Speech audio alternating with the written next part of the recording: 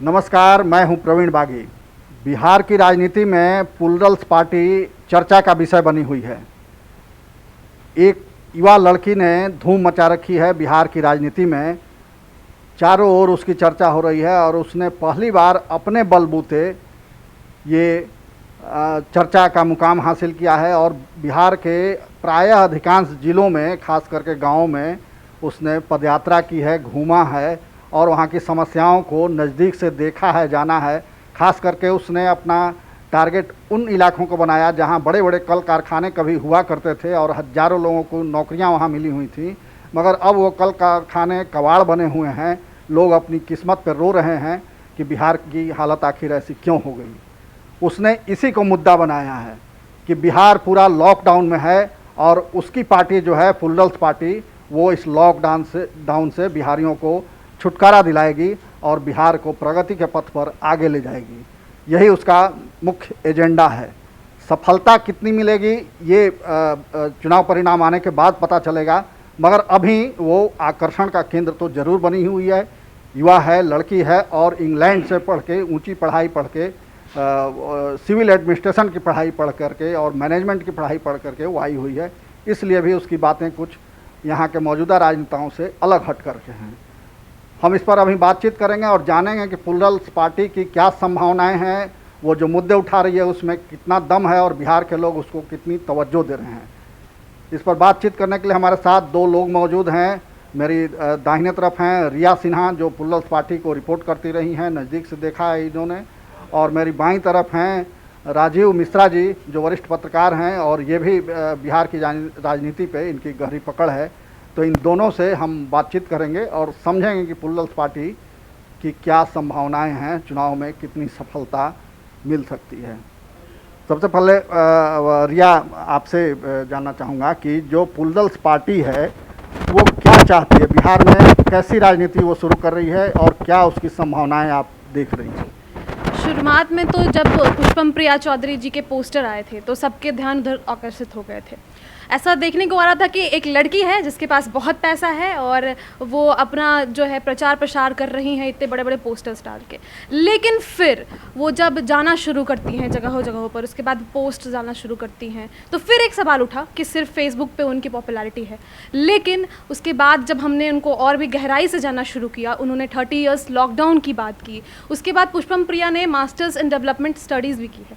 तो एक ऐसी लड़की जिसने उस पर ही खास तौर से ध्यान दिया है कि डेवलपमेंट किस तरीके से हो सकता है, तो ऐसे में वो एक मजबूत किरदार तो निभा रही हैं, एक मजबूत कैंडिडेट तो सामने आ रही हैं। और एक लड़की होने के कारण मैं यह भी समझती हूँ कि उन्होंने जो ये कदम उठाया है, उस कदम को उठाने में उन्हें बहुत साहस चाहिए और अकेले खड़ी हैं, उनके साथ सिर्फ युवा हैं और उन्होंने बात बात पर यही कहा है कि हम सिर्फ बिहार में जॉब जॉब जॉब देना चाहते हैं, क्योंकि बिहार की जो स्थिति है वो बहुत ही दयनीय है। और यही बात तेजस्वी यादव भी कह रहे हैं। जी जी, वो अब कह रहे हैं। और पुष्पम प्रिया जी अभी 6 महीने में आया हुआ उनको, और वो शुरू से यही बात कह रही हैं, यही बात दोहरा रही हैं कि बिहार में इतने सारे इंडस्ट्रीज़ हुए, चॉकलेट जो हम बचपन में खाते थे मॉर्टन चॉकलेट, वैसे वैसे बड़े बड़े इंडस्ट्रीज़ बंद पड़े हैं। कारण क्या है, क्यों यहाँ से लोग चले जाते हैं कहीं और? उन्होंने इन सारे मुद्दों को उठाया है। उन्होंने पढ़ाई की भी बातें भी की है कि हम क्वालिटी एजुकेशन लेंगे, जो हम जैसे युवा के लिए बहुत ही इंपॉर्टेंट होता है कि हम कहीं से भी ग्रेजुएशन करें, पढ़ाई करें, स्नातक की जो भी परीक्षाएँ होती है उसमें कितनी घोटाले होती हैं हम सब जानते हैं। तो युवा का वोट मिलेगा उन्हें? मुझे तो लगता है कि उन्हें जमकर युवा का वोट मिलने वाला है इस बार। राजीव जी, प्लूरल्स ने एक अपना सिंबल बनाया है उड़ता हुआ घोड़ा। ये एक बिल्कुल अलग किस्म का सिंबल है और आम जो प्रचलित धारणाएं हैं बिहार में या देश में, उससे ये अलग हट करके है। इसका क्या मतलब है कि इसके माध्यम से पुष्पम प्रिया कहना क्या चाहती हैं? बिल्कुल सही आपने सवाल किया है। उनका जो लोगो है वो उड़ता हुआ सफ़ेद घोड़ा है। जनरली हम लोग जब अपने देखते हैं, अपने सांस्कृतिक चीज़ों को देखते हैं, धार्मिक चीज़ों को देखते हैं, तो उसमें उन चीज़ों का बहुत जिक्र नहीं है। लेकिन अगर आइए हिंदू मैथोलॉजी में, तो इंद्र का एरावत सफ़ेद हुआ करता था, ठीक है। उसके बाद अगर आइए तो अभी मैं उन चीज़ों पर काम भी कर रहा हूँ। झारखंड में भी एक समय था जबकि एक सफ़ेद घोड़ा पाया जाता था, मेदिनी राय का सेनापति संभवतः लेकर वही चलता था। शेर शाह सूरी ने उस सफ़ेद घोड़े के लिए, सफ़ेद हाथी के लिए हमला किया था। तो घोड़ा और हाथी की बातें तो आई, लेकिन तीसरी चीज़ें जब हम लेके आते हैं इनका प्लूरल्स का पंखों वाला उड़ता हुआ घोड़ा, ये ग्रीक मैथोलॉजी में जाइए। तो क्या घोड़ा उड़ सकता है? अब वहीं पे मैं आपको लेके आ रहा हूँ। ये इनका घोड़ा दिखाने का अर्थ है ये हौसले का उड़ान है, ये उनकी ऊंची सोच की उड़ान है। लेकिन इसके दूसरे पहलू भी हैं। पुष्पम प्रिया ने अपने हौसले की उड़ान को घोड़े के माध्यम से दिखाने का प्रयास किया। जैसा कि अभी रिया ने बताया कि हाईली लिटरेट हैं, विदेशों से पढ़ के आई हैं, उनकी एक अपनी सोच है, वो युवाओं के जॉब और नौकरी की बात करती हैं, लेकिन अभी तक उन्होंने कोई खाका नहीं प्रस्तुत किया है। उनके पास क्या योजना है, ये योजना कहीं नहीं है। हाँ, लेकिन पुष्पम प्रिया को एक चीज़ के लिए मैं भी बधाई देता हूँ कि पुष्पम प्रिया को, जैसा कि इन्होंने बताया कि सोशल मीडिया की वो हीरो है, तो लगता है कि पुष्पम प्रिया को पहले ही एहसास हो गया था कि वर्चुअल समय आने वाला है। पुष्पम प्रिया उस समय से वर्चुअल दुनिया में काम कर रही है। फेसबुक, ट्विटर, इंस्टाग्राम, इन सारी चीज़ों पर काम कर रही है। आज की देखिए, ये कोरोना ने, वैश्विक महामारी कोरोना ने पूरे विश्व को वर्चुअल बना दिया है। आज बिहार में अमित शाह जी ने पहली वर्चुअल रैली की थी, और उसके बाद तो अब उसका दौर शुरू हो गया, और पिछले 11 तारीख से वर्चुअल के साथ एक्चुअल रैली भी होने लगी। लेकिन पुष्पम प्रिया की उस समय की वर्चुअल कैंपेन, वो अभी भी वर्चुअल ही है। आज भी पब्लिक मीटिंग में वो नहीं कहीं आ रही नहीं है, वो दिख रही हैं, लेकिन कुछ ग्रामीण इलाकों में, बहुत सिलेक्टेड जगहों पर वो घूमी है। ठीक है, अगर वो यहाँ से बांकीपुर से उन्होंने नॉमिनेशन किया, तो नॉमिनेशन के बाद भी लोगों के बीच बहुत नहीं दिखी। सर्टेन लोगों के बीच उनका एक कॉकस है, उसी घेरे से वो बाहर नहीं निकलती हैं, या निकलना नहीं चाहती हैं, या फिर उनके सराउंडिंग जो लोग हैं वो उनको निकलने नहीं देना चाहते हैं। ये तो बाद की चीज़ें हैं, ये विचार का चीज़ है। उनके घोड़े पर हम आए, घोड़े का क्या मतलब? पहले घोड़े पर आ जाते हैं। तो ये उड़ता हुआ घोड़ा अगर ग्रीक मैथोलॉजी में जाइएगा, यूनानी, तो उसमें ग्रीक मैथोलॉजी में सफ़ेद उड़ता हुआ घोड़ा मिलता है, और उसे पेगासस के नाम से जाना जाता है। और ये भी वही तेजी, तीव्रता और हौसले की उड़ान और उसी का प्रतीक माना जाता है। और लगता है कि पुष्पम प्रिया ने उसी से लेसन लेते हुए, हाँ, उन्होंने उसी से लेसन लेते हुए इन्होंने अपनी पार्टी का सिंबल, अपने पार्टी का निशान सफ़ेद घोड़ा, उड़ता हुआ घोड़ा रखा है। अच्छा रिया, जो उनके साथ जो समूह है, जो समर्थकों का वर्ग है, क्या उसमें मुसलमानों की संख्या ज़्यादा है?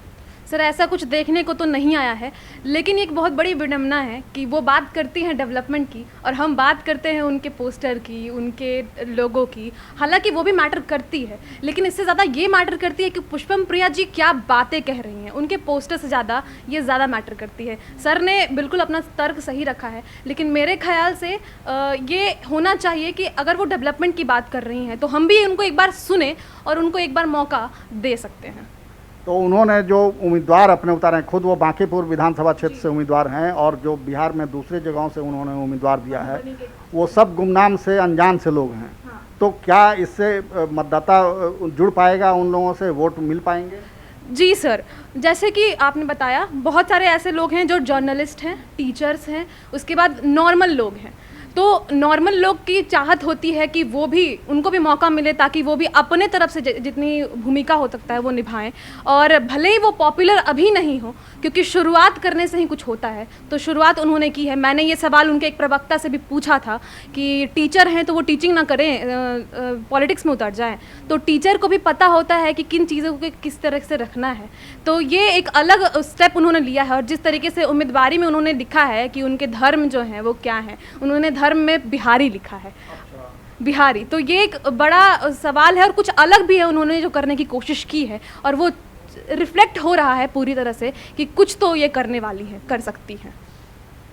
क्या ये विरोधाभास नहीं लगता कि वो जाति और धर्म का इस्तेमाल नहीं कर रही हैं, सबको बिहारी बता रही हैं, मगर जो प्रतीक उन्होंने एडॉप्ट किया है वो इस्लाम से जुड़ रहा है, एक धर्म विशेष से जुड़ रहा है? तो ये विरोधाभास आपस में आपको लगता है? नहीं, इस्लाम से भी जुड़ रहा है, ग्रीक मैथोलॉजी से भी जुड़ रहा है। ये विरोधाभास नहीं है, एक्चुअली है क्या ना कि जैसा कि अभी रिया ने बताया कि लोग पोस्टर की बातें कर रहे हैं। पोस्टर के माध्यम से आई हैं तो पोस्टर की बातें तो होंगी, सोशल मीडिया की बातें कर रहे हैं, उनका अप्रोच सोशल मीडिया के माध्यम से, अब जो वर्चुअल है, कोरोना ने उसको तो चरितार्थ करा दिया कि वो बहुत सही है। अच्छा, ये नाम इन्होंने रखा है पुलरल्स। पुलरल्स का मतलब क्या हुआ? देखिए, सिंगुलर और प्लूरल हम लोग सबको ही शुरू से बड़ा इनका अच्छा है कि खुद तो सिंगुलर हैं लेकिन इनके संबंध प्लूरल से हैं। रिया, आपको लगता है कि कोई कन्फ्यूजन है जो उन्होंने कहा है, जी सर, उसको लेकर के कोई वोटरों में कन्फ्यूजन है? जी सर, मुझे नहीं लगता। आपने जो कहा कि वो जो पुराना ढर्रा है, आपने उसकी बात की कि पहले मैनिफेस्टो प्रोवाइड कीजिए, उसके बाद योजनाओं की बात कीजिए। नीतीश कुमार जी ने भी कल कुछ ऐसा ही कहा है कि हम ग्रेजुएट होने पे 50,000 देंगे, फिर 12वीं पास करने पर 25,000 देंगे, SC ST वर्ग और उन लोगों को 10 लाख उद्योग में देंगे। अब वो उद्योग की बात कर रहे हैं। जब उन्होंने देखा कि किसी दूसरे ने उद्योग की बात की है, तब वो उद्योग की बात कर रहे हैं। तो ये तो पहले से होते आ रहा है और उनको हम लोगों ने 15 साल में देख लिया है कि उन्होंने क्या कुछ किया है। तो अब पुष्पम प्रिया जी ये सब नहीं बता रही हैं, वो फ्रेम तोड़ना चाह रही हैं। वो चाह रही हैं कि वो बस करके दिखाएं, बोलने से सब कुछ नहीं। ये एक जर्नलिस्ट के साथ एक युवा मन की सोच भी है, आवाज़ है। तो आपको लगता है कि नीतीश और तेजस्वी जो आज रोजगार और उद्योग धंधों की बात उठा रहे हैं, इस पर कहीं ना कहीं पुष्पम प्रिया का भय है? देखिए, राजनीति की बात करेंगे और चुनाव के दौरान तो हम इस गरीबी, इस रोजगार, इन सारी की बात श्रीमती गांधी के सामने से हम सुनते आ रहे हैं। श्रीमती गांधी ने सबसे पहले गरीबी को ही बेचा था, उसी की ही मार्केटिंग की थी। भारत की संस्कृति में आइएगा ना तो बहुत भावना प्रधान देश है। हम यहाँ सांप की भी पूजा करते हैं और पेड़ की भी पूजा करते हैं। तो पुष्पम प्रिया विदेश से आई हैं पढ़ के, उनकी सोच धरातल पे अभी दिखेगी तो मैं नहीं जानता हूँ। आज एक युवा मन प्रभावित है, युवा मन जब मैच्योर्ड होगा तो उसको फिर और चीज़ें दिखने लगेगी। भाई साहब, आप माफ़ करेंगे मैं इन चीज़ों से कि अगर हम ब्लूप्रिंट की बात करते हैं तो ये पुरानी बातें हैं। हम जब तक किसी चीज़ को सोचेंगे नहीं, उसको प्लान नहीं करेंगे, प्लान जब तक नहीं करेंगे तो उसमें जब उस पर आपस में बैठेंगे तो जब तक डिस्कशन नहीं करेंगे, जब तक मीटिंग हम करते क्यों हैं? एक निचोड़ तक पहुंचने के लिए, और निचोड़ तक जब हम पहुंचते हैं तब फिर उसी को तैयार करते हैं। अंतिम कमेंट आपका, सफलता की कितनी संभावना आप देख रहे हैं? इस विधानसभा चुनाव में तो मैं नहीं आंक पा रहा हूं, लेकिन उनके काम करने की एक पद्धति, एक तरीका बहुत अच्छा है। वो गांव में जा रही हैं, वो गरीब गुरबों से मिल रही हैं। राजनीति करना है तो उनको तो गरीब गुरबों से मिलना पड़ेगा, और हमारे यहाँ वही बिकता भी है, और जो दिखता है वही बिकता भी है। रिया, आपको क्या लगता है कितना? हाँ, लेकिन इस मेहनत का फ़ायदा अगर वो थोड़ा सा लॉन्ग टर्म में सोच ही रही होंगी, अगर मैं सोच रहा हूँ तो वो भी सोच रही होंगी, विधानसभा चुनाव में मिले या न मिले, लेकिन वो पंचायत स्तर से जब चुनाव होंगे और उस चुनाव में इसका उनको फ़ायदा दिखेगा। और मुझे लगता है कि उनको ये करना चाहिए। इसका एक उदाहरण है, अभी एक IAS की वाइफ है, अरुण कुमार की वाइफ है रितु जायसवाल। रितु जायसवाल को भारतीय जनता पार्टी की केंद्र की सरकार ने, नरेंद्र मोदी जी की सरकार ने उनको पंचायती राज पर काम करने के लिए पंडित दीनदयाल उपाध्याय राष्ट्रीय सम्मान से नवाजा है। उसके बाद उनको भारत के उपराष्ट्रपति वेंकैया नायडू जी ने कई सम्मान मिले, तो कहना क्या है? मैं ये चाहना चाहता हूं कि एक तरफ सम्मानित करते हैं तो पार्टी को वो कैंडिडेट के रूप में भी दिखना चाहिए। पुष्पम प्रिया आज जिन जगहों पे काम कर रही है, कहने का अर्थ ये है कि वो दिल्ली से आके एक हाई प्रोफाइल की लेडी और गांव में काम करती है और पंचायत की मुखिया जीतती है, और उसके बाद आज उनको एक पार्टी राजद ने उनको टिकट दिया तो वो चुनाव में आई।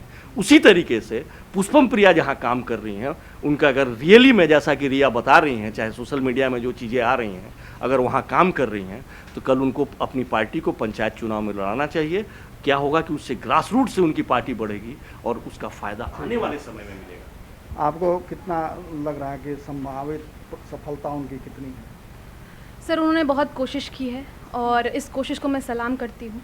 और उन्होंने थोड़ा लेट किया है आने में, विधानसभा चुनाव के ठीक 6 महीने 7 महीने पहले वो आई हैं, तो इसकी थोड़ा सा उन्हें रिपरकशंस झेलने पड़ सकते हैं, लेकिन उन्होंने बहुत कोशिश की है। और मुझे उम्मीद है, एक युवा हूँ और युवा की तरह ही सोचती हूँ, और इसको लेकर मुझे लगता है कि अभी जो बिहार में स्थिति है, हमें जॉब चाहिए, हमें एजुकेशन चाहिए, क्वालिटी चाहिए, और उसकी छवि मुझे पुष्पम प्रिया में दिखती है। तो सफलता उन्हें युवाओं की तरफ से ज़रूर मिलेगी। यानी ये पक्का माना जाए कि रिया का वोट पुष्पम प्रिया के लिए है? जी, मेरा वोट वैसे तो बताना नहीं चाहिए, बट मैं उनके साइड हूँ और मेरे साथ बहुत सारे लोग हैं, क्योंकि हम भी कुछ काम करते हैं तो हमारे साथ भी हमारे आइडियोलॉजीज को भी लोग पसंद करते हैं। तो मेरा तो वही है। बिल्कुल बिल्कुल। प्रवीण जी, देखिए एक बात है, अगर रिया सामने बैठी है, यंग है, युवा है, और वो पुष्पम से प्रभावित है, हो सकता है कि रिया की तरह और युवा भी इससे प्रभावित हो रहे हों। तो यही पुष्पम प्रिया की यही सबसे बड़ी सफलता है कि कल की लड़की ने आज आ करके बिहार में स्थापित राजनीतिक दिग्गजों को चुनौती दी है। और आप यहाँ देख रहे हैं, एक बुजुर्ग हैं, बुजुर्ग आधेड़ हैं, और दूसरी ओर एक युवा प्रतिनिधि भी हैं, और दोनों के विचारों का फर्क देखिए।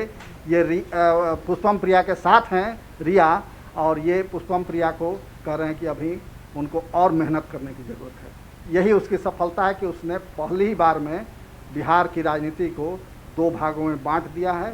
युवा उनके साथ दिख रहे हैं, और जो युवा वर्ग से ऊपर उठ चुके हैं, एक आयु ऊपर उठ चुके हैं, बिल्कुल वो शायद पुष्पम प्रिया को उतनी गंभीरता से नहीं ले रहे हैं। Sir, learning is the continuous process. Learning जो है वो कंटिन्यूस प्रोसेस है, वो हम हर उम्र में सीखते हैं और उन्हें मौका मिलना चाहिए। हम लोगों ने बहुत लोगों को मौका देख चुके हैं, एक बार उन्हें भी मौका मिलना चाहिए। और सर की बातों से मैं असहमत बिल्कुल नहीं हूँ। मेहनत तो करने की ज़रूरत है, सबको करने की ज़रूरत है। अरविंद केजरीवाल जब पहली बार चुनाव मैदान में उतरे थे तो उनके बारे में भी ऐसा ही कहा जा रहा था जैसा आज पुष्पम प्रिया के बारे में कहा जा रहा है। भविष्य क्या होगा, इसके लिए हमें 10 नवंबर तक प्रतीक्षा करनी होगी। धन्यवाद।